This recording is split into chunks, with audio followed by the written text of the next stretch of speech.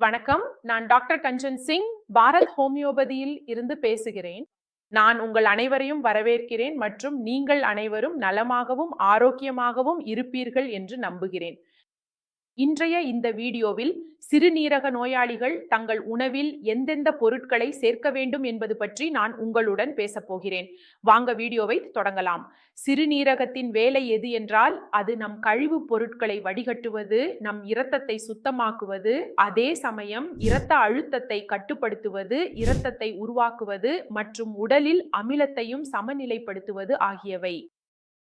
நம் சிறுநீரகம் ஏதேனும் காரணத்தினால் அதன் செயல்பாட்டை இழந்துவிட்டால் அதற்கு பல காரணங்கள் இருக்கின்றன. பல்வேறு காரணிகள் உள்ளன. அவற்றினால் சிறுநீரகம் அதன் செயல்பாட்டை மெதுவாக இழக்கத் தொடங்குகிறது. உதாரணமாக, உயர் இரத்த அழுத்தம், சர்க்கரை நோய், தானாகவே ஏற்படும் நோய்கள், ஆட்டோ இம்யூன் டிசார்டர் போன்றவை. உதாரணமாக நெஃப்ரோட்டிக் சிண்ட்ரோம் அல்லது IgA nephropathy, BKD, polycystic kidney disease போன்ற மரபணு குறைபாடுகள் இருந்தாலும் சிறுநீரகம் அதன் செயல்பாட்டை மெதுவாக குறைத்து விடுகிறது. சிறுநீரக செயல்பாடு குறையத் தொடங்கும் போது நம் உடலில் சில அறிகுறிகள் காணப்படுகின்றன. உதாரணமாக, சிறுநீரில் நுரை காணப்படுதல், கைகள் மற்றும் கால்களில் வீக்கம் ஏற்படுதல், வாந்தி அல்லது வாந்தி போல் உணர்வு ஏற்படுதல் போன்றவை. இந்த அறிகுறிகள் அனைத்தும் காணப்படும் போது மெதுவாக என்ன நடக்கிறது என்றால், நம் சிறுநீரக செயல்பாடு பாதிக்கப்படுகிறது மற்றும் கிரியாட்டினின் அளவு தொடர்ந்து அதிகரிக்கிறது, யூரியா கூட அதிகரிக்கிறது. நீங்கள் ஒரு கிரானிக் கிட்னி நோயாளி.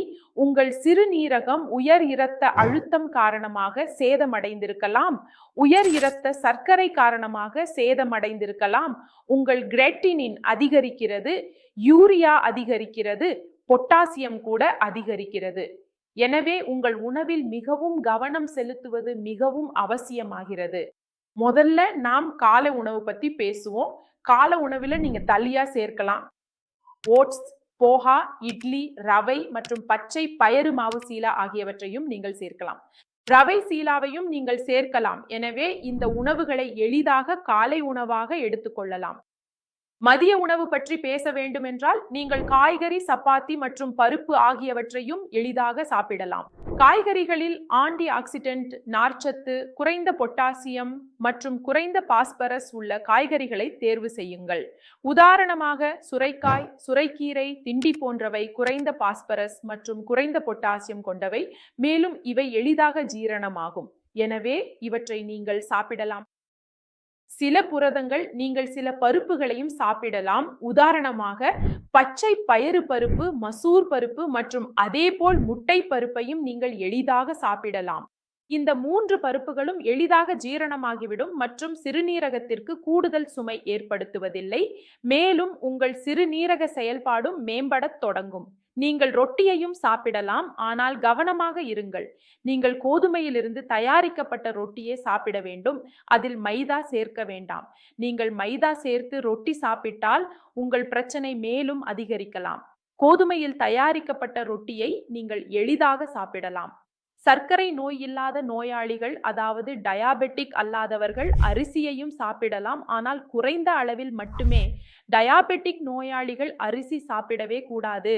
சில பழங்களையும் நீங்கள் எளிதாக சாப்பிடலாம். உதாரணமாக பப்பாளி, ஆப்பிள் மற்றும் நாஷ்பதி. இவை அனைத்தையும் நீங்கள் எளிதாக சாப்பிடலாம்.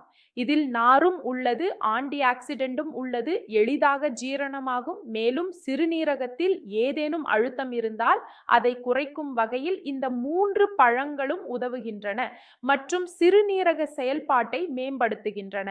இரவு உணவு பற்றி பேசினால், மதிய உணவில் நீங்கள் எடுத்த அனைத்து பொருட்களையும், பருப்பு, ரொட்டி, காய்கறி ஆகியவற்றை இரவு உணவிலும் எளிதாக எடுத்துக்கொள்ளலாம்.